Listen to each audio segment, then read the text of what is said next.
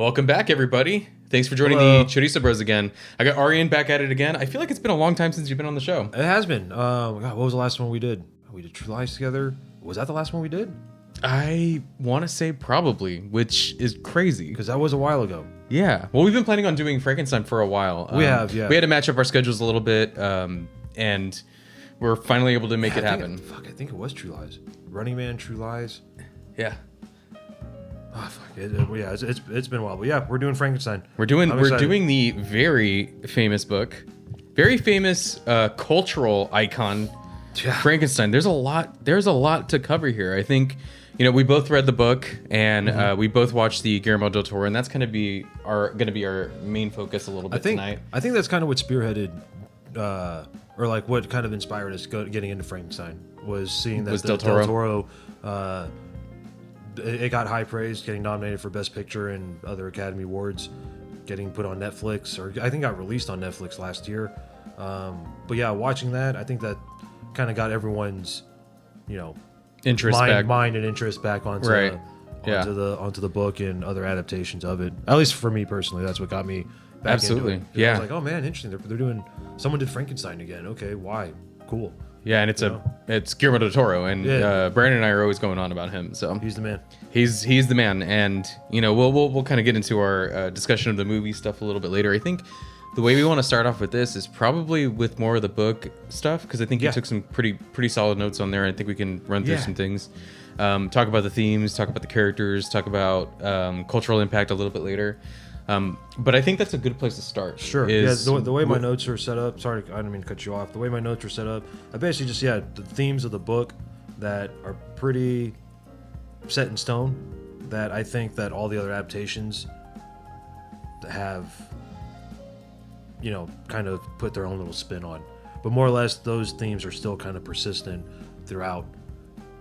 More or less, I got like the key themes from the book and try to compare them with the movie adaptation and see where they go, because those main themes from the book I think are what is interesting to compare to the other adaptations. And I think most of them get it wrong a little bit, or there's always like some point that Shelley was making that adaptations it's hard to translate sometimes the way certain things are written when you were in the mind of the character versus seeing it on screen. Yeah. So like that, for instance, I saw the Del Toro's Frankenstein this morning, and one of the things I found, and we'll dive a little bit deeper in this in a minute, but one of the things I found a little bit obnoxious about it was because of the framing device of the novel, it being our framing device is the captain of the ship being like, hey, I'm going to the North Pole. He's writing back his sister. True. And then he's like, oh, I found this random guy with a dog sled. Right. And he's in big trouble. Oh, wow, here's his crazy story he's telling me. So it's like one step removed from just Victor telling us, and it's a captain who's relaying the story to his sister through notes. So him processing the story, writing it down in a way that his sister would understand, and hearing it from Victor himself. It's odd. And so what happened with the movie is there's narration. And the problem with narration sometimes, and Del Toro really fucked up here in my opinion, was I like a movie, I like a story that shows and doesn't tell. I have always been an advocate for that, and narration is real bad.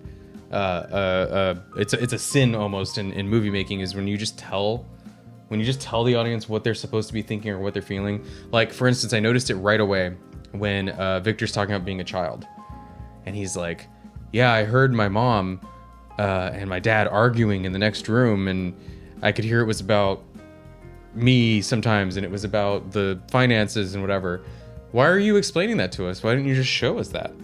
Okay, I can buy that. I can see what you're saying. Like, why even show the scene visually, but have him narrate over it? Why do you need to explain that? And the monster does it too, where he's like kind of telling us how. You don't need to tell us how you feel. Just like, he could have just showed us what was going on with the old man. Oh, he seems kind and he seems understanding. Why are you explaining it to us? Okay. And that happens a lot. It's throughout the whole movie. Why? What's the point? What's the point of filming it and having dialogue If you're gonna just narrate over it. Yeah. I guess I never really thought. If you watch it again, yeah. it's gonna stick out like a sore thumb now that I mentioned it. Yeah, no, I was like, now don't that I'm backtracking on it. Yeah, don't treat your audience like we're stupid. Like, if you can show us what's going on, and let me decide how, and let the actors how they're behaving illustrate what their feeling is, or like whatever. It's not having it just fucking said to you out loud is so cheap. It's like that's like what do you do for like kid shows? Sure. Yeah. So it was released on Netflix, where the crowd on Netflix. Yeah, the crowd on Netflix. I mean, because I think that's what it was. Don't quote me on it, but I think it was a straight to Netflix release. It wasn't released in theater. I don't think it was. I don't think it was on big screen. So fair enough. I mean, Netflix. I don't know. The Netflix crowd is more broad. Right. Right. Right. It's everybody. It's public. It's as public as it can be. It's everybody. But it's also you can find stuff for niche. Yeah. Yeah. The niche. Yeah. Yeah. So, yeah, not to derail. I said we were going to talk about the book, and then I was like, oh well, let me. No, but that's honestly a really good point, because I didn't really think about that. I didn't think about the over narration of. It was obnoxious. That movie, yeah. And I didn't think about that. I think I'm going to say but also narration doesn't really bother me in a movie if it's done. I guess well, it should be if you're going to utilize it, you utilize it sparingly. You utilize it to set up a scene and then let the scene play out. You don't explain what the character is thinking. Did you ever see? There's one version of Blade Runner. Yeah. Where it's narrated. Did you ever see any of it? I doubt you saw the whole thing narrated by Harrison Ford, but there is a version where he narrates over it. And dude, it's not commentary; it's a straight narration. No, it's one. You know how there's the director's cut, the ultimate cut. There's like 12 cuts of Blade Runner. Right. One of them has a Harrison Ford narration. Interesting. And it makes him look real. It completely kills the mood, because you're like, you can just I can decide for myself what the emotional impact of the scene is. You don't have to tell me that that's what you felt. And I can understand that you're suffering. I can understand that you're suffering and you're cold and you're lonely and you're isolated. I wonder you don't have to spell it out for me. Now, the author in doing that through letters or whatever, that's normal. I completely forgive that. I wonder if that's what the mood he was trying to go for was. Probably. It was like not like that novel. Right. Like literary type of feel, where like how it is written in a book, like that's kind of like where he was going with it. I don't know. That's a good point. When if I do rewatch that movie, I'm gonna. I fucked it up for you because you're not gonna. You won't be able to unsee that. Nah. It's gonna be right. It's gonna be right front and center. You're gonna be like, man. There's other things about that I didn't. Okay. I did enjoy that movie, but there are other things about that movie that did bug me. Well, let's start. Let's talk about the Let's book. start with the movie. We're already here. We're gonna start off talking about the Guillermo Del Toro movie. There you go. We'll go back to the book here in a minute. There you go. Yeah, we're already here. So let's fucking unload on it. Yeah. Let's fucking unload on Guillermo Del Toro. We'll go back to the book. The book could be what we finish it off with or whatever. It doesn't matter. Okay, on a 1 through 10. Oh, are we grading it? The Guillermo Del Toro movie. 5. That's what we're talking about right now. About a 5. I'm gonna say this movie is completely okay. You think it's completely? It is only okay, and that's being kind of generous. There you go. I almost didn't really enjoy myself that much. There were some interesting things, but overall, the interesting things were undercut by the things that I didn't like. There you go. And that's not so subjective. Much for me. That's completely just my tastes and not so much for me. Overall, going into it, I was like, okay, a lot of people are saying this is a good, faithful adaptation to. Who said that? A lot of reviews and shit, like movie reviewers said it was somewhat faithful to the book. Watching it, it's like, I guess the core of it is when we just kind of sort of loosely talked about this before entering here. I guess in our pre-production meeting.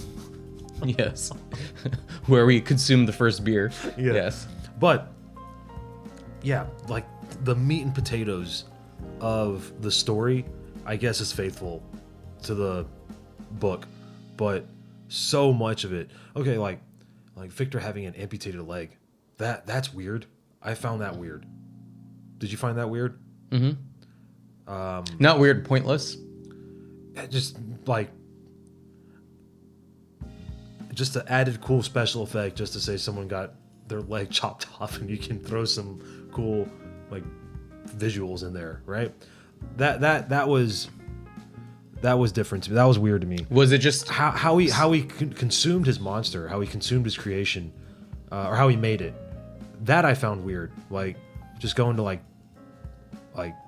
battlefields, like that are just there, and taking corpses of like soldiers, or like grave digging essentially. Well, you know, in terms of, I see exactly what you mean. In terms of like, it's just if it's you're just gonna it's so out there when it comes to the interpretation of. Well, Mary Shelley, Because hers is vague. Mary Shelley's book is, I mean, it's a quick read. It's only like, I mean, we have the books right here. we have a couple of they're quick volumes. reads. They're She doesn't really.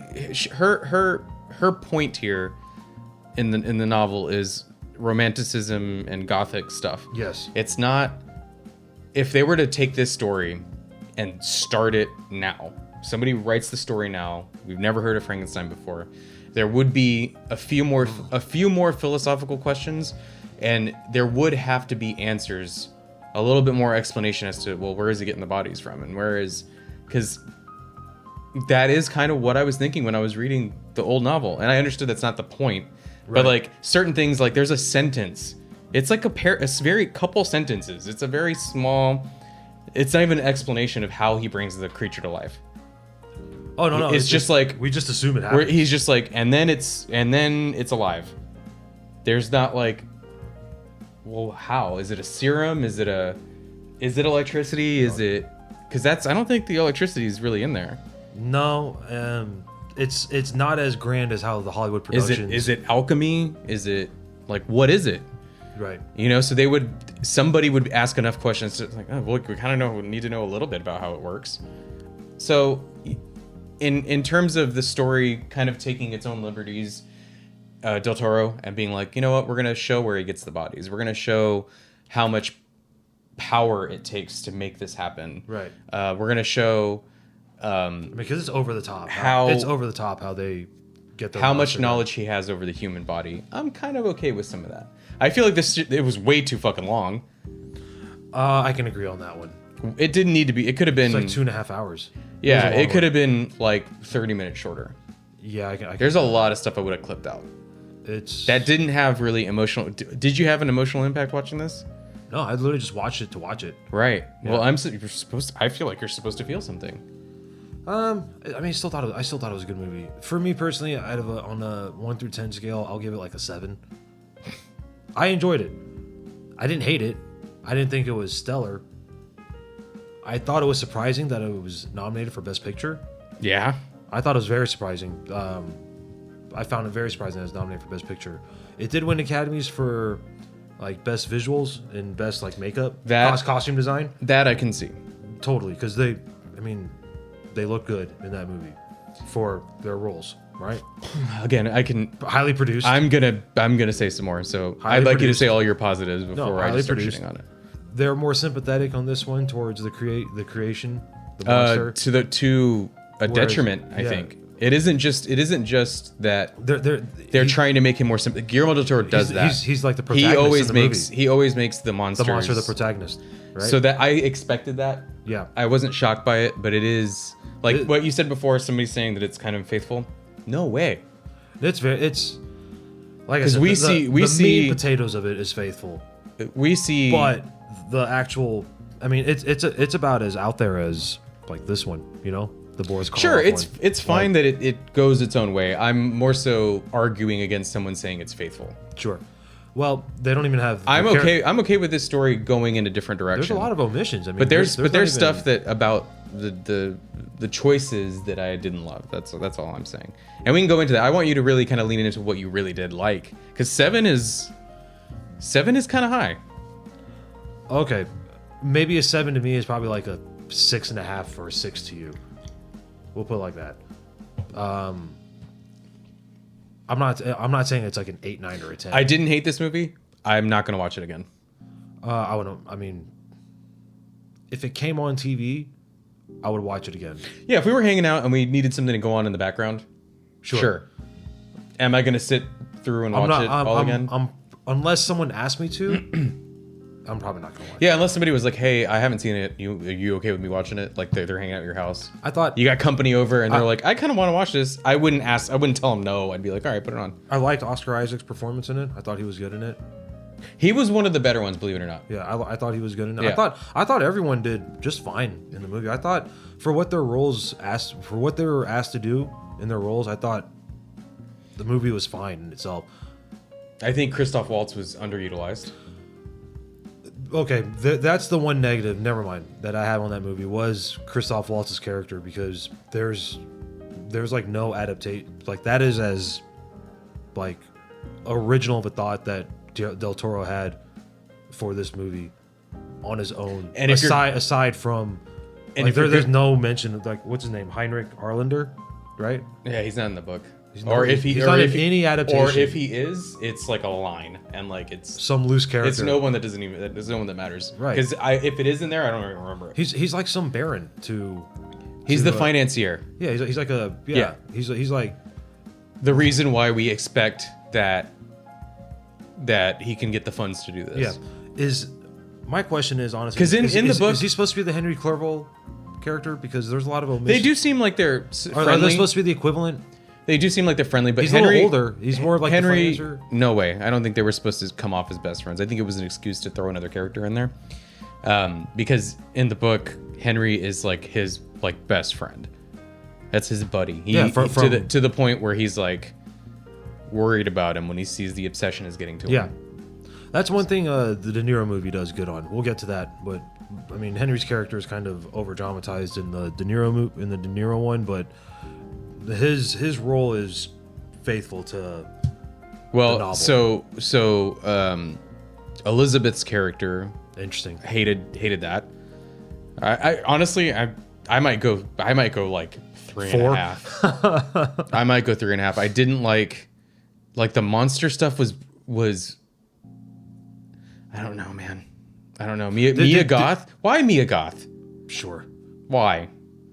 Did you like it? Did you like how it was split up into part 1, part 2? I'm okay with it. I like that approach towards it. I'm okay with it. I like that approach towards it. But that approach kind of carries out the more what some people probably would have had a problem with the movies, or it took a more sympathetic approach, because now you're hearing. Well, in the book it is.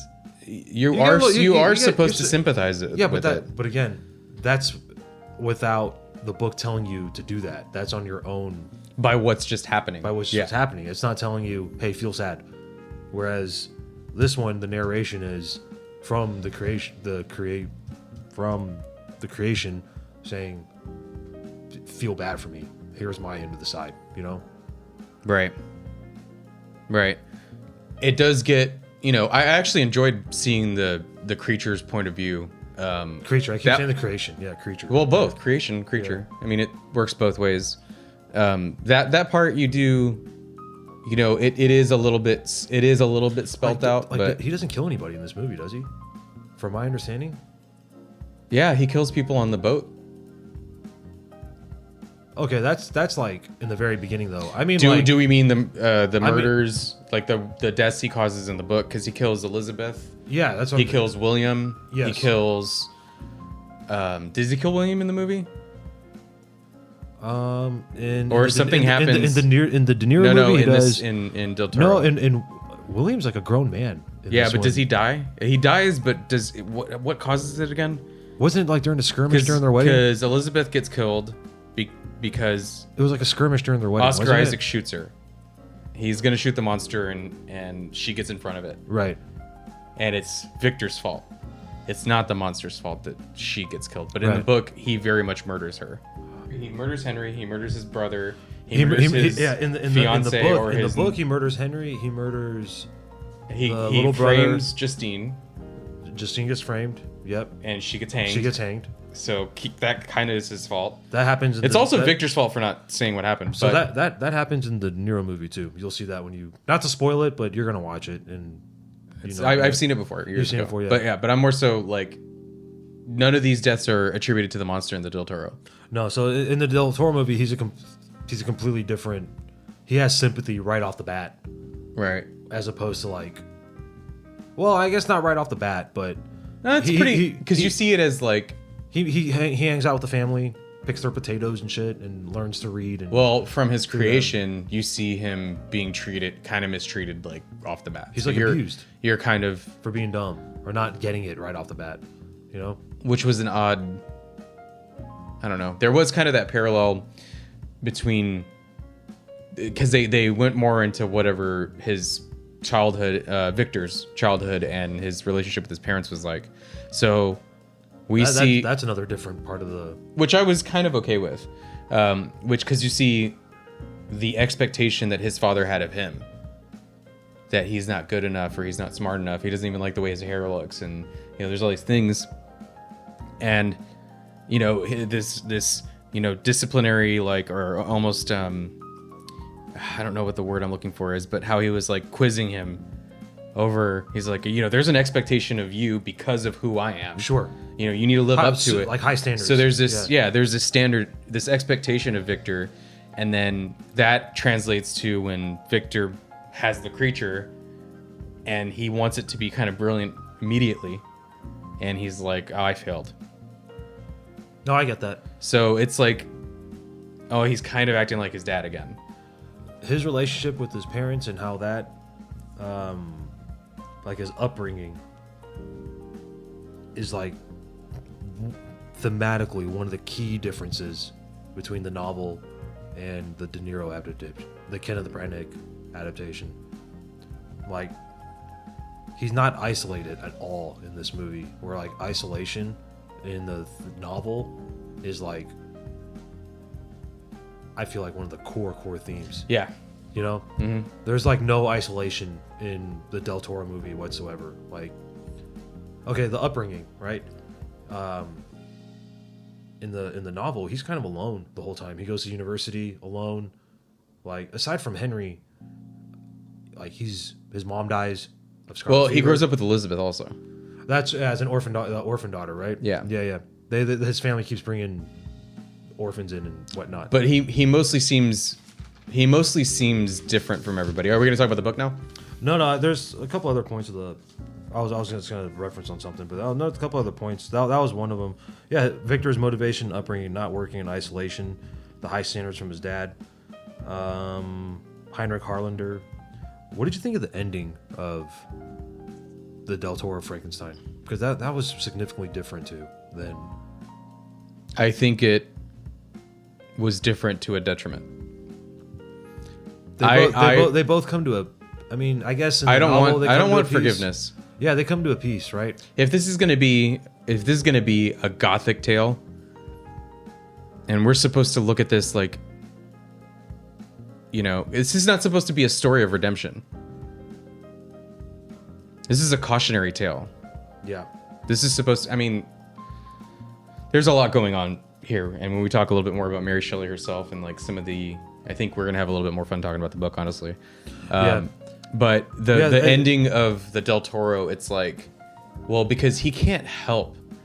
I almost, this is a compulsion of his. He can't help but like, because it's almost tired. I'm almost tired of it. I'm like, okay, we get it. You sympathize with the monster. Why couldn't he be a murderer? Why couldn't he succumb to his rage? We could still see where he's coming from with that. That's one of the things in the book is like, you go, well, like, yeah, he a murderer and he's not good, but you see how he became that way. Sure. One of the key themes in that book is the prejudice that falls on him, man. Like, it's visually done pretty decently in the De Niro one. They don't really. I can't recall if they do it in the Del Toro one, but he's just not visually appealing. So, walking around society and being noticed, his appearance is gonna draw negative attention. So, he never got positive affection from anybody. The creature. Mm-hmm. After being abandoned by Victor, right? Well, it was way more, and that's the thing that I don't know. I had a bit of a problem with was because in the book he freaks the fuck out when he sees what he's done, mm-hmm. and he just leaves. Yeah, literally, there's like no. it's kind of like open for, you have to like leave it open for interpretation. Like, what's he feeling? Like, oh fuck. Yeah. Was it just like, all right, cool. That's not what I expected. I'm out of here. I'm under the impression he's my God. horrified. Yeah. Oh God. You know, like. Yeah. It's like knowing he's on the precipice of something and then just going, well, I have to. I'm this far now, and then he does it, and then it ends up being like, okay. That's not what I wanted. Well, no. I mean, yeah, exactly. But you know, and one of the things that the books lacks, and we'll get into that later, is, you know, there's never really the conversation of whether or not the being has a soul. That's never touched on. I think. Okay. It's never like. Well, I think you have to assume that it does, because it's alive and operating. It's not being operated by like a battery. It's not being operated by like. But it's also like it's also another person's brain. So it could be that person's soul. I don't know, but there's some inner. Sure, but it's on us to decide whether or not, because look, if you're gonna be what it does do, what the book does do is when he asks for a companion, and then that's an interesting. He's interested in doing it or he laments for a second. He goes, all right, I can do that for you. I can help you. And then he decides, what if they populate the earth with these things? So for us, and probably for readers back then, they might not have had the like concept of like, well, for me, you know, because we live in a scientific era now, I'm looking at this thing as like, it's just animated body parts. There's not, like, he didn't make a soul,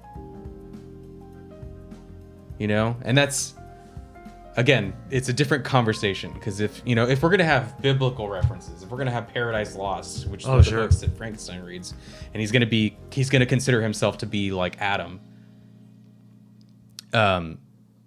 then the idea of a soul is kind of important. And Shelley doesn't really touch on it that much. Ever. Unless I missed it. She's just like, it's alive. Is kind of just the thing. It's just alive. There's not a. It's a very uneventful. Because if Isaac, Oscar Isaac in the Del Toro killed this thing, so what? It's just meat. Right. Yeah, interesting. You know, so in almost none of the adaptations do they have that conversation. Is it even like, why sympathize with it? It's not even. I think one just has to assume that. I would assume we watch it and we empathize with it because it's like, okay, we're gonna treat it like it's a person. Like now, I look at Frankenstein and I'm like, dude, that's AI, bro. I mean, to a certain extent, it's the evolution we're fucking of AI. with something. We're making something living through pieces of stuff. That's a damn good analogy. And metaphor, comparison, and it's gonna fuck with us, dude. It already has. It is. So, this was not just a horror. This is a science fiction, dude. Mary Shelley was onto something. Let's jump to the book, man. Yeah, let's discuss kind of. We're kind of jumping back and forth between the Del Toro and the movie, or the Del Toro movie and the book. So I don't know how I'm gonna edit it. 18. Yeah, it's all good. You did not like the Del Toro movie at all? No, kind of not at all. I did like it, but not. When I was watching the Academy Awards, I watch Academy Awards. Like, when I watched it, I was like, there is no way in hell this is winning Best Picture. And like, was it nominated for Best Picture? It was. It's insane. What the fuck are they doing out there? It was nominated for Best Picture. This isn't taste. This isn't a subjective thing. I don't think 100%. Objectively, this movie's just not that good. And that it was a good movie. And that isn't coming. It's an entertaining. So that's not coming from like they didn't do the book justice or whatever. I'm okay with it taking another road. But the thing they did, like, okay, for instance, with Christoph Waltz. That's my least favorite part of the movie. Okay, right, but that could have been really interesting. Like when he dies, and that it does nothing because he wasn't even supposed to be there to begin with. So, okay, why is he even in there? That's what makes it a 7 for me, instead of like an 8 or a 9. It's a writing flaw. There is something interesting there where the plot twist of it could be he reveals that he's got the disease and he's like, listen, this is my only shot. You can bring me back. That's why I'm doing all this. Because then there's this, outside pressure. It's not just his obsession, it's someone else's. So there is an interesting drama there. That's doable, but that's not what they did. They didn't do anything with it. Immediately after the reveal that he's got syphilis and he's dying, immediately after that, he's drinking mercury. Very, very Victorian. Yeah. Immediately after that is when he dies. Like, story-wise, it happens right after. Yeah. We didn't get to see anything interesting with that character. Yeah. So why include it then? I don't know. So, like I'm saying, objectively, it's just bad. The whole thing with Mia Goth's character. Yeah, Elizabeth's character. There was a little bit where I'm like, okay, I can see her challenging him. That I kind of got down with, but she barely does it. She mostly it's just like, it's almost flirty. She's like, oh, I detest my brother-in-law, and then she does all this stuff, and she's like, I knew it was you. Yeah. They have like a weird sexual innuendo throughout the whole movie themselves. If they leaned into the feminist stuff, which is what Frankenstein kind of is, it is. There is a big feminist thing here happening. Sure. To include Elizabeth and make her not Victor's love interest per se, but to have her smart enough, be interested in science, but like challenge it. She is kind of nice to it, and she's like, what the fuck are you doing? You're losing your humanity having this thing tied up. It might not know the difference, but you fucking sure do. I was like, okay, I can get down with this. I can get down with that because that's like her introduction to the monster. I'm like, okay, cool. I can vibe with that. But then it stops. It's just a criticism on Victor as opposed to her. Why didn't she ask him? You don't consider this thing has a soul?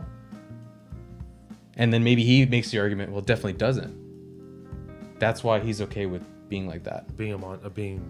And the issue was Victor starts seeing everybody like that. In the book, at least. Yeah.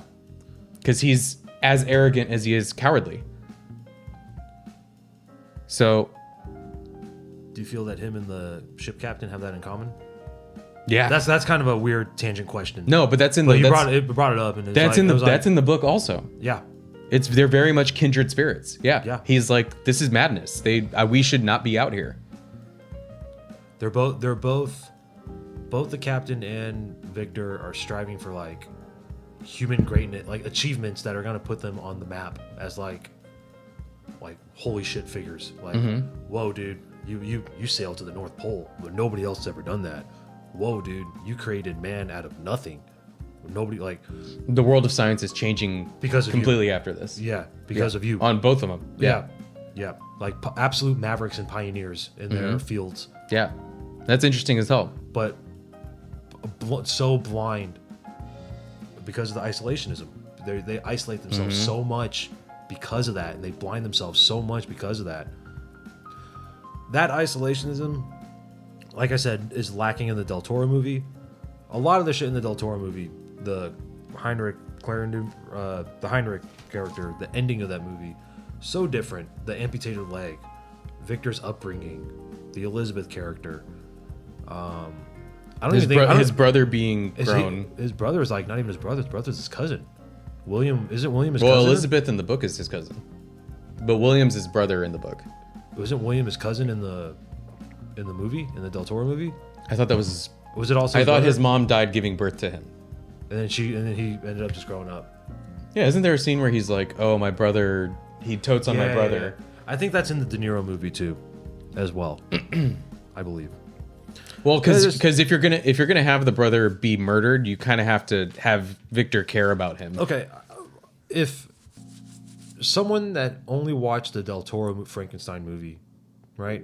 Say like a 23-year-old, right? Okay, someone's going on. Who's the Netflix? Sure, the Netflix crowd, if that's a thing. But the streaming crowd, the non-cable crowd, this generation, right?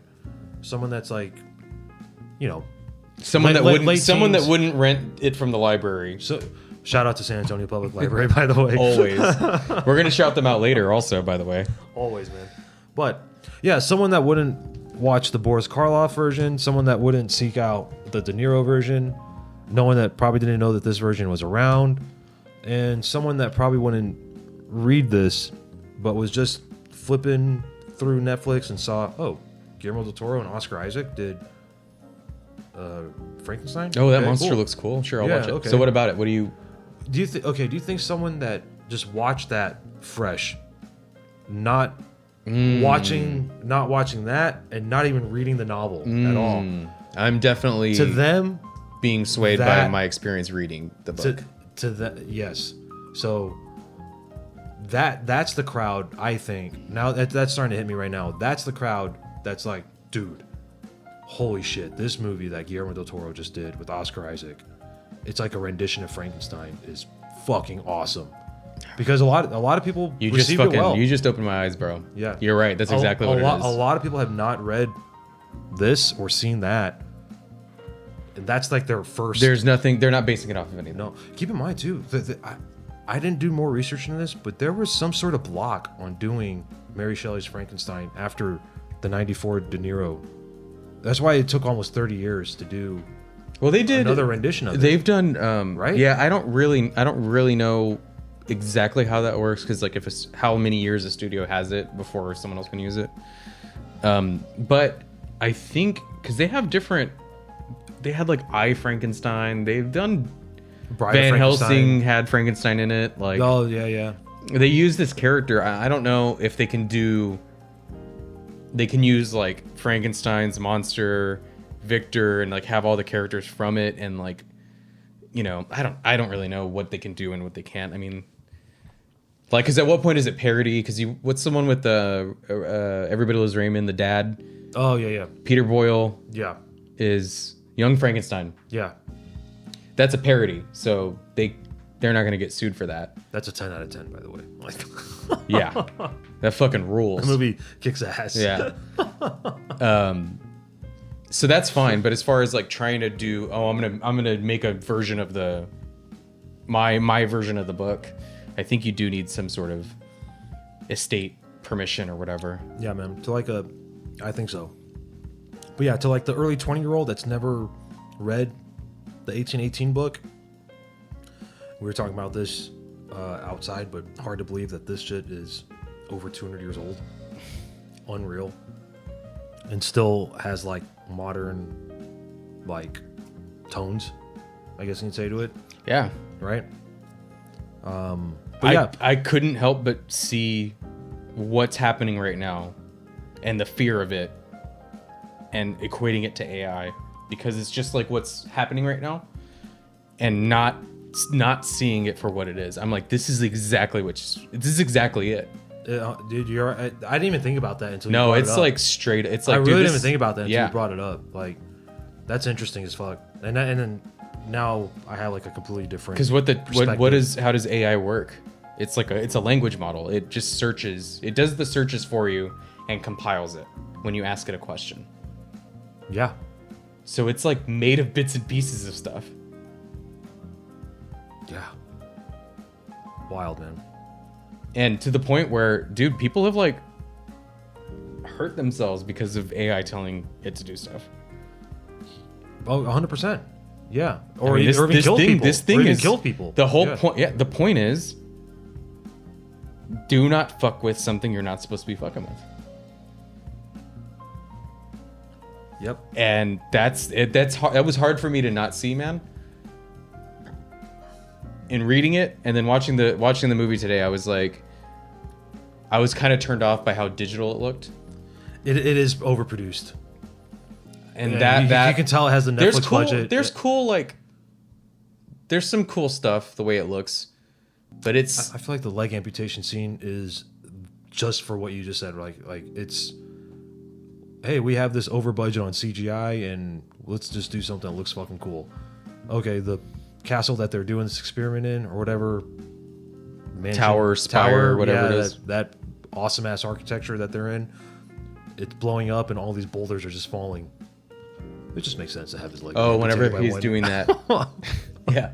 Whenever he's doing that presentation, and then he takes that sheet off the specimen, Yeah. and then he like throws a ball and it catches it and looks at it. Yeah. Like that looked kind of. I could see. I mean, it was dumb. I looked at it and I was like, that's kind of dumb. It didn't look cool. It just looked dumb. I don't know. Very tepid. Yeah. We have a lot of content to go off of that movie to base a rating on. I think the modern crowd that watches it doesn't, so when they do see it, they're like, damn, this movie's really, really good. I'm going to recommend that if anyone's going to go and read some classics, Frankenstein should be on the list. Oh, 100%. This is in like my top 10 favorite books. I adore. So is it a 5 out of 5 for you? Yeah. On books? It's Or 10 out of 10? if we're being like kind of nitpicky and stuff, I'll say 4.5 out of 5. 4.75 for me. It's Yeah. almost It's almost, yeah. You know, fuck it. It's a 5 out of 5. Okay. With a couple of minor caveats. So it's like a 4.97. I want to. It rounds up to 5. It rounds up to 5. I'm a little annoyed at some of the things. Let's talk about the book now. Can we please talk about the book? Yeah, I want to talk about the book 100%. so bad. Let's talk about and it. we're going to run out of time because honestly, we've been talking about this Del Toro thing for a minute. So, Mary Shelley's Frankenstein. Wow. 1818. This thing blows me away. And I've read it 5 times maybe. This is probably the second or third time I read it. First time in high school years, college years. Okay. Yeah, early 2000s. I revisit it. It's very gloomy. It's very pretty. The way she writes is so pretty.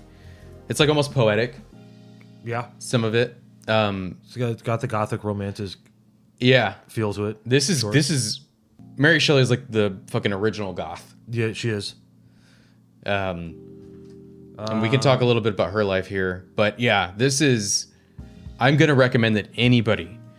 I wouldn't start anybody. the I wouldn't OG start goth. anybody's reading journey. I like that, the OG goth. She's the OG goth. Yeah. Yeah. I wouldn't recommend anybody if you're starting because I'm learning that there's people that didn't read as much throughout their life, like the way I did. Like I've gone through some stages where I wasn't reading that much, and then I go, whoa, I was reading so much, but I've always petered out, and I mostly read all the time. Sure. I've figured out that that's kind of rare, that's not mostly how people are, and I think that there is a newer interest in I'm thrilled by this. This is something that's making me really happy. Is that, with people going, like, people are monitoring how long they're on their screens, and going like, I got to do something else, whether it be playing a sport, or Exercising, working out, or reading, or painting, or whatever it might be, something to get you off the fucking screen. And I noticed that a lot of people are doing that now, and I'm talking to more and more people that don't usually read that are reading now. Good. And I think even if it's something that I go, well, it's not really literature, who cares? It's something that's bound and written as opposed to scrolling in on a screen. Well, yeah, the act of it. Well, I mean, more so the act of it, of doing it and using your brain to, exercising your brain. Sure. So that's where I'm at. So I think that if people are reading more, hell yes. I don't care what version it is. Read. Just read. Now, I wouldn't start anybody with Frankenstein. Sure. Okay. I would be like, you gotta you gotta level up first. Read your Stephen King and the stuff it takes some critical thinking. The stuff that's approachable, because and not just because she doesn't write hard necessarily. No, but she writes vague. She writes vague. Yes, and you do have to be like, I can't listen to music while I'm reading this. I need it to be quiet. Okay, I need to focus. I can't listen to music at all and read at the same time. Yeah, sometimes I can have a little bit. It's straight audiobook and the book for me. Yeah. So that's kind of where it is. Level up and get to Frankenstein. Now, this isn't hard by any means, but it isn't. It's a quick read too. It's only like 250 to 300 pages. It isn't. It just isn't something that it's an 8-hour audiobook. Or 9-hour audiobook. It's not really fast. It's not really grotesque. It's not written to be gory. No. Now, these things are happening, and you are imagining he's digging up bodies, stitching bodies together, but it doesn't lean into you know, Your mind doesn't go there. Your mind Well, doesn't go your to- mind doesn't like vividly. it go doesn't. there. She doesn't say it. It's on you to imagine him. It's not Stephen with King detail. gore and Right. dirty apron of Stitches everywhere and whatnot. yeah. So, man, fucking read this book. And Mary Shelley. Let's talk about Mary Shelley a little bit. I don't know what you wrote for your notes, but I took a few things down. I just read very briefly about her as a person. I know that she kind of traveled a lot as a young adult, ended up in Geneva, where this book does take place. Hung out with a bunch of alchemists, or her husband hung out with a bunch of alchemists. They were pretty not like involved, but familiar with that scene community during that time, which led them to their interest of Gothic stuff. Gothic reaction to the Age of Reason. That's what I put down. Age of Reason during that time, a big movement during 18th century Europe, stressing the power of human mind above all. So this Gothic movement, along with like the American and French revolutions going on, Industrial Revolution going on, is kind of like an opponent to the human mind above all. You can kind of see that in the writing, right? Victor's human mind above all, right? He isolates himself because he thinks he's so much more the shit than everybody else. We just talked about it, just like the sea captain in the very beginning of the book. He thinks he's the total shit. It's a god complex. Yeah. They think they're the total shit, and they isolate themselves, and they try to do cool shit, but again, just opponents to the aim of human progress. Gothic movement. That's where I think this that's the overall context of how I think this book got written. During the early 19th century. So, this was something of a contest. I don't know if we heard that. No. That her and some other writers, their names are known somewhere. I just didn't write them down. But basically, it was like a challenge. Interesting. It was them hanging out, having wine. The weather was terrible, and they didn't have internet. So they would be like, hey, let's challenge each other to write the scariest book. And so the conception of That's cool. what ended up being the novel Frankenstein was part of that challenge, and part of her reading an article or overhearing somebody talk about someone running an electrical current through a dead animal or dead flesh, and finding out that the muscles contract when an electrical current goes through it. And it spawned the idea of what if you could just do it like throughout the what whole if body? do the whole body. Yeah. So that's kind of where the conception of this started. Yeah. So there's a lot. I mean, we'd be sitting here all day talking about Mary Shelley. So it's like the original "Are You Afraid of the Dark" story. Do you remember Dude, that straight Nickelodeon? up. Do you remember Yeah. that Nickelodeon series? Yeah, it was absolutely that. It was That's a fucking contest that's to fucking and she badass. was like 17 or something. I think she ended up being 18 when it was published. But I think Yeah, she was young when it got published. she was a fucking teenager. Yeah, bro. she was young. Yeah, she's not like Mary Shelley. It sounds like such an old person name. Like, oh, okay, Mary Shelley. Yeah.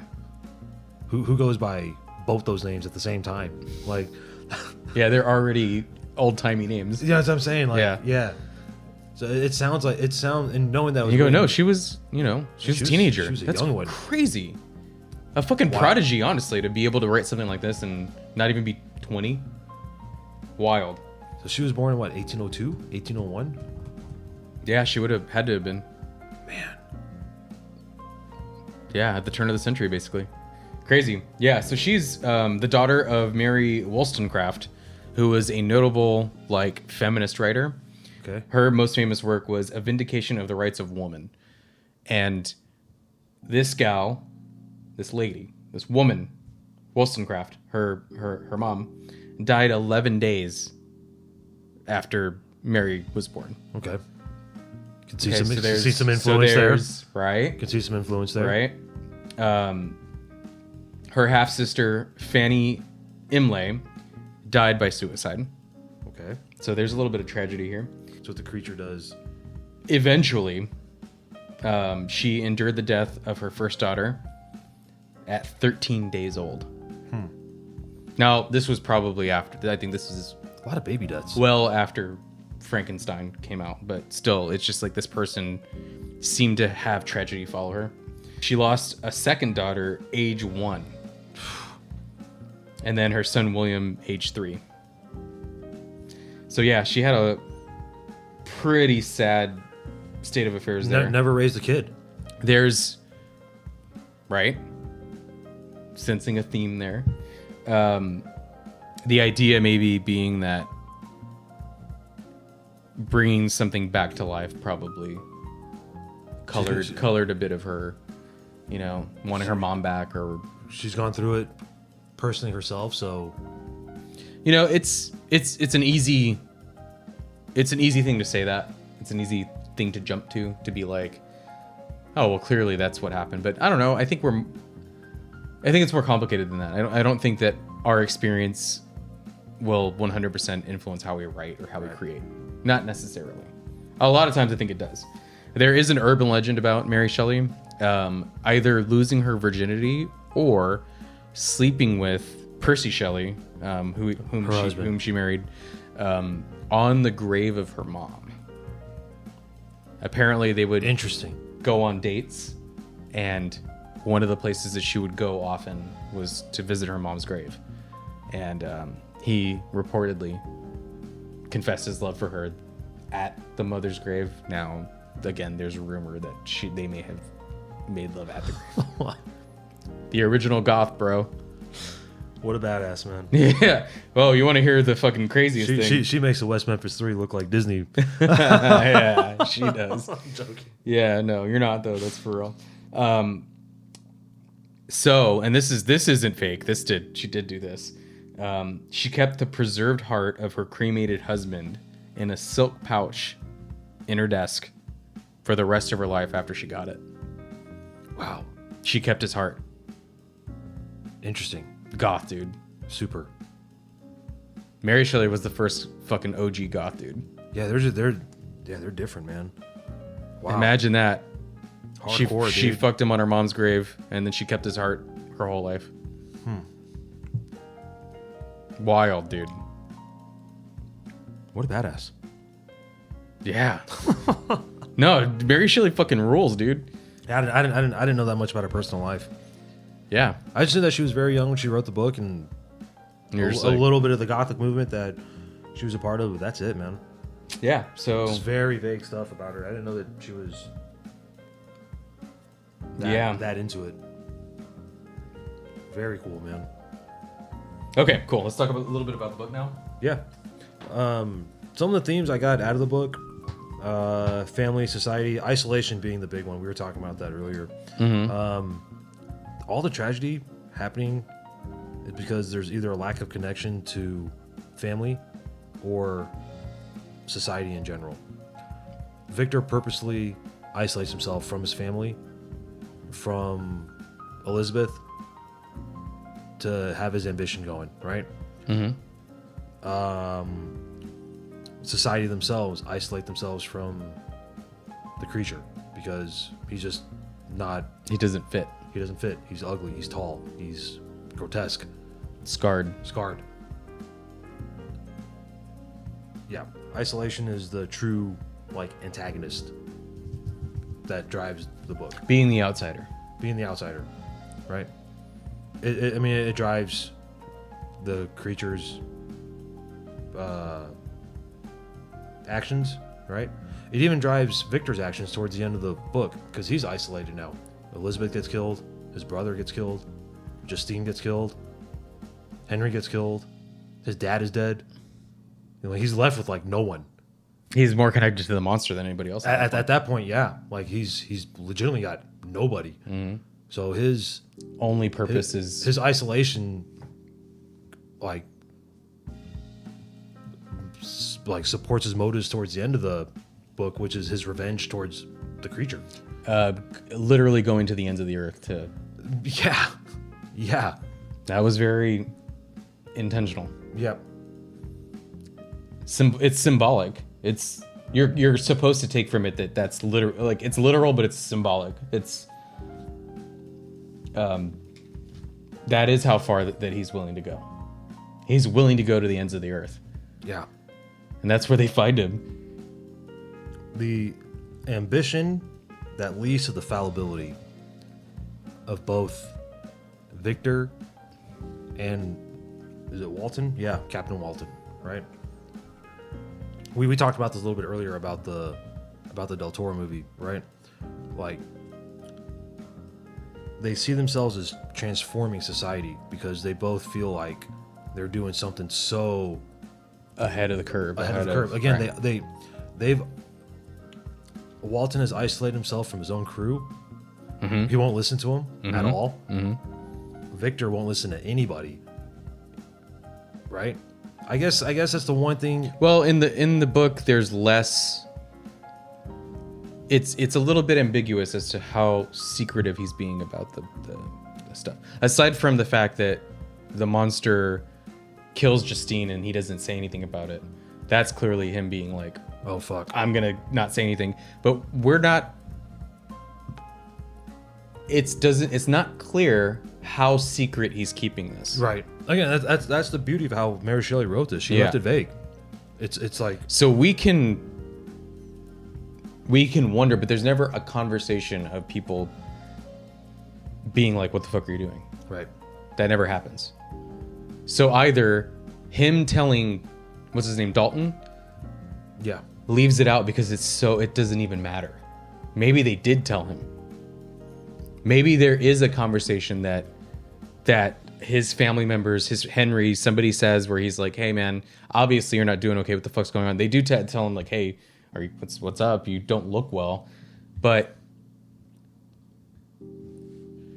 it's never like goading him about the project itself. Right. And and if they do say something about it to him, he doesn't care enough to mention it to the captain. Because remember, we're rehearing it. We're rehearing. Yeah, it's the captain relaying it to his sister. Retelling a retell, essentially. Right. Yeah. Like, hey man, this is this fucked up story this dude just told me that I picked up. These are my letters back to you on what he told me. Right. Really, yeah. Man, I couldn't help but think about American Movie a little bit, about the ambition and the fallibility. American Movie, a little bit. Because these guys, both Victor and Walton, are so ambitious. They just don't see their fallibility when it comes to, oh man, I did fuck up. You know what I'm saying? Yeah. So you were seeing Borchardt? A little bit. A little bit of Borchardt. A little there. bit. Borchardt is... Because the guy doesn't see his fallibility, man. All he sees is just... And he's a little isolated too, because he's in Wisconsin. That's funny. I actually think that with Borchardt, it's a little more complicated than that. No, it is. I think he is aware that he's not good, and he covers up. This is a separate conversation. Yeah, but I think he covers up his insecurity with confidence. Interesting.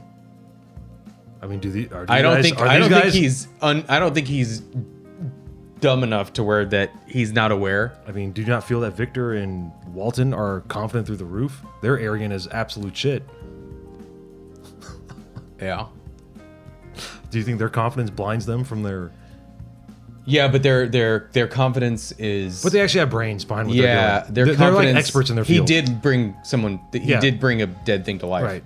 And Walton does know how to sail a ship. He is a captain. Granted, he got it stuck in ice, but... Would this story still work if it was just a person he brought back to life and not pieces? So okay, like someone, the idea is someone like you, and like another human being. Let's say it's someone that recently died and he brought him back to like how they were now. Like brought him back to how they looked, acted, and felt. They look different because they would have died. They would have died. Okay, but more or less they maintain their personality. I don't know. Because again, it goes back to the soul conversation.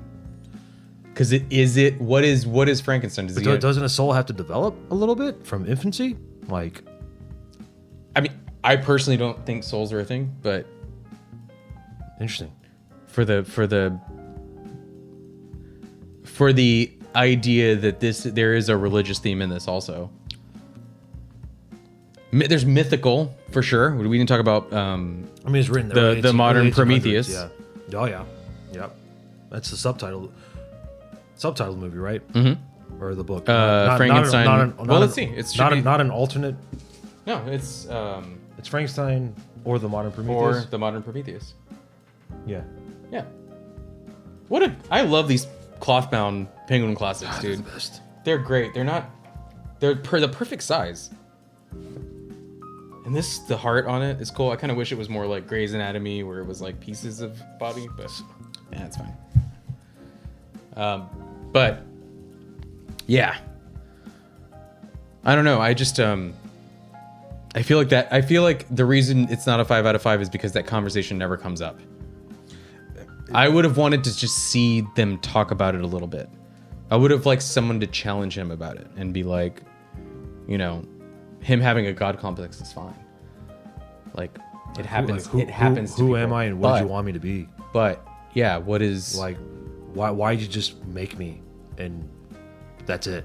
Well, what does it mean if it's like? If why just make me but not? If we're gonna treat that it like it's a new person, then how does the soul go into it?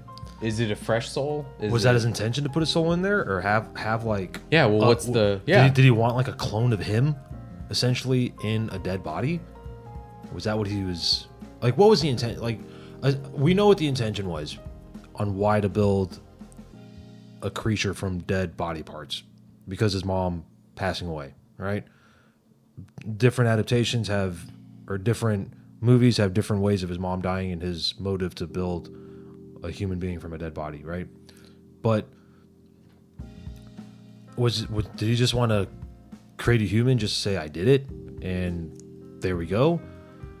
Like, yeah, was the implication installing a soul was the implication that we could be immortal eventually? Yeah. Like that's not really a part of that hit my head, and that's not really talked about. Where it's like, is he doing this to be like? But when reading it, you got to certainly imply that a little bit, right? Like, it's okay. You got to do a little bit of heavy lifting here to be like, well, what does it mean? Sure. Because that's my favorite thing about reading this, because I've reread it, right? Like why try to recreate human life from dead body parts? Yeah, a certain sense of immortality, playing God. So if you were to die, and then they made you go through this process, whatever the process is that Frankenstein does, and recreate you. Well, just wake you up. Was it really waking you up? Well, because what we know about the creature in the book is it's made of different parts, so it's not really one person. Right, it's parts. It's a yeah. But what if it was your whole body? Would it still be you? Would you come back and it would be you? Would it still be you? That's a good question, man. That's because it's clearly intelligent. 100%. It learns how to read. Speak. You know, he gets abandoned. That's the other thing too that she's touching on is the very real idea and the criticism of men abandoning their children, which is part of the feminist aspect of this. Yeah. Why is it that when a dude makes life with the exemption of a woman, does it go bad? Because that's not how it's supposed to work. Yeah, good point. You're supposed to have a woman involved in the creation of life. That's what God intended. Very good point. I never really looked at it like that, but very good point. Yeah, because that's the heavy lifting of it. Yeah. Yeah, because again, remember, her mom was who she was, a big time feminist, and not just. I'm saying it in the real sense of the word, not just throwing the word feminist around. Like, she was one of the original writers of it, and like she was famous for this. With that being said, that ties into the next. Her criticizing the father for abandoning the child is a big deal. So in what they think is like a natural thing to do, right? Like it's only natural for a man and a woman to have a child, not create it out of scratch. Essentially. Right. Which is part of the criticism of the God complex, because that's how God does it. Romanticism in nature is another key theme in this book. Romanticism, Gothic, kind of like subsets of each other, right?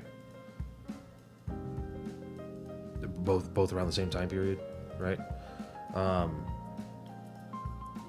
Nature is the greatest, most perfect force in the universe. Oh, in that movement, right? You can't mess with nature. Nature's always going to win, right? Mm-hmm. Ways to penetrate the citadel of nature. Those are quotes in the book, right? Like, it doesn't work. Like, I think that's what Mary Shelley is trying to get at. Like, you can't. Ultimately, like, Mother Nature, I guess we're just kind of alluding to the natural way is going to win every single time. Yeah, and then like nature wins. Like that was a very, very key thing during like the early 19th century writing. Was like, nature is like the most perfect thing that we have. No human can surpass what nature can do. Alluding to what you were saying, naturally only a man and a woman can give birth to a human. Can make life. You can't make life from. And if you do make life, it's a from perverted. Scraps, it's what you It's just got nasty, right there. It's a monster. nasty, It's grotesque. and then it it's turns, monstrous. Well, no one likes it. Part of the conversation here too. Again, this is we're expected to do a little heavy lifting on this. The idea of nature versus nurture. Now, this is not nature in the intent that you're talking about it, but in the saying. Yeah, of, not nature like the scenery. In the saying of nature versus nurture, it's would this creature have been damned to be a murderer, to kill? Or was that the conclusion because of being rejected by society, being rejected by the father, being isolated? And so him deciding that he empathizes and relates to Lucifer, we can't act like that doesn't happen. That happens in the book. There's a reason I put Paradise Lost on the table. True that. He doesn't see himself necessarily. I mean, I don't know. He kind of goes back and forth. Is he Adam or is he Lucifer? That's a good question. Are you talking about Victor or the creature? The creature. Yeah. Well, I think the creature alludes to wanting to be Adam later on in the book. We talked about that a little bit with pressuring Victor to create a female companion for him. Mm-hmm. Knowing that after he learns how human nature is himself. But, man, good question. I don't know. Yeah, because is he Adam or is he Lucifer? Yeah, he is. There's a common. The public perceives him as Lucifer. There's a common thing of just people like readers that I don't want to say miss the point, because you can interpret anything however you want. You can look at this however you want. Where I oftentimes hear that, oh, Victor's the monster and that's the point of the novel. Yes, that's true, but it's also the corruption of what could have been a pure being. He gets kind of turned into the monster. Does he turn into an anti-hero? No, I mean he's bad. This is a bleak ending. The monster. We want him to. We want people to treat him okay, but when he kills people, he can't work through the shit he's dealing with. And ultimately, revenge or whatever gets him. He loses whatever humanity he could have had. He lost through attacking people. We understand why he hates Victor and wants to get revenge on him, but is it once does Victor he dies? understand? Does he understand that that's a part of us losing our humanity? Is when you are okay with treating people like they don't matter? I mean, once Victor dies, he legitimately feels like he's done. That's it. Like, I mean, if I'm not mistaken, he kills himself with Victor at the end while the ship sails away. Like, he lights himself on fire. Soon these burning miseries will be extinct. I shall ascend to my funeral pile triumphantly and exult in the agony of the torturing flames. The light of that conflagration will fade away. My ashes will be swept into the sea by the winds. My spirit will sleep in peace, or if it thinks it will surely think thus, farewell. That's what the creature says. He sprung from the cabin window as he said this, upon the ice raft which lay close to the vessel. He was soon borne away by the waves and lost in darkness and distance. So we don't see what you just read right there. I'm pretty sure he's implying he's gonna go burn himself with Victor. Yeah. Because they gave Victor a Viking funeral. It seems like, right? Yeah, it's implied. It's implied they burned him, but we don't see. There's a fire going. There's a funeral pyre going on, right? So I'm pretty sure the way that what you just read right there. I'm gonna go with him. He doesn't just like walk off. He's like, all right, cool, later, Victor, burn away. I'm pretty sure he towers over and flames on. I think we hit our mark, dude. The camera's about to burn out. Is it really? Yeah. There's some. How much time we got? Because there's some points on the De Niro movie I want to talk about. The thing's gonna okay, all good. We'll fuck the De Niro movie. I mean, we talked for like an hour and 20 minutes. We did. Time flies, man. I feel like we only talked for like 20 minutes. But to be fair, I mean, I could talk to you off the camera about the De Niro movie, man. Like, yeah, let's lock it up here. You know what I'll do is I'll put a picture of something at the very ending, and we could just say bye to everybody that might still be at the end of the video. So, do you have anything else you want to say to people while we're signing off? I did want to say this real quick, and you can't see this on screen, but I'm showing Aryan. Eventually, Brandon, Aryan, and I are going to do James O'Barr's The Crow. Mm-hmm. We're going to read the comic, and we're going to watch the Brandon Lee movie. And then another shout out to San Antonio Public Library. Fuck yeah. I watched a true crime documentary recently about Ruby Franke, this influencer who had a YouTube channel, a Mormon YouTube channel. They found her fucking children tied up. What? With messed up, like, she had them tied up and, like, bound at the wrists and the ankles, and Tupperware with cayenne pepper and honey. And whenever they... Oh, no, I've seen this. You've seen this. It's on Netflix. So yeah, Netflix. It's on Netflix, dude. The oldest daughter of that girl wrote a book. It's called The House of My Mother by Shelley Franke. I'm maybe a third of the way through, maybe a little less than that. And I watched a Netflix documentary on that shit. These poor kids, dude. Unbelievable, dude. So I'm gonna read that, and I'm gonna do a little kind of video on that. I'd be down to do a whole video about that case. Casey Anthony. And then Aryan and I are gonna do Mystic River. Yeah. So for those of you that are still listening, we're not being recorded. There's not gonna be anything visually. But for those of you that are still listening, thank you so much for getting this far. Frankenstein is one of my favorite books of all time. I definitely recommend you guys read it. Read it. Watch the 94 De Niro movie. Discussing it with Joseph, the De Niro movie is the most faithful adaptation to the book, but it still has some flaws to it. There are some differences in it. Helena Bonham Carter is awesome. De Niro's awesome. De Niro's awesome, but the movie itself, kind of mid. Kenneth Branagh, not that awesome. But Mary Shelley's Frankenstein, 5 out of fucking 5, dude. She's for me. If we're gonna round up, we're gonna round up 5 out of 5. It's in my like top 10 favorite books of all time. I love Frankenstein, dude. If you want to get into classic literature, this is definitely one of the top 3 books to get you into classic literature. Oh, absolutely. Yeah. Cool. Let's get out of here. Adios. Adios.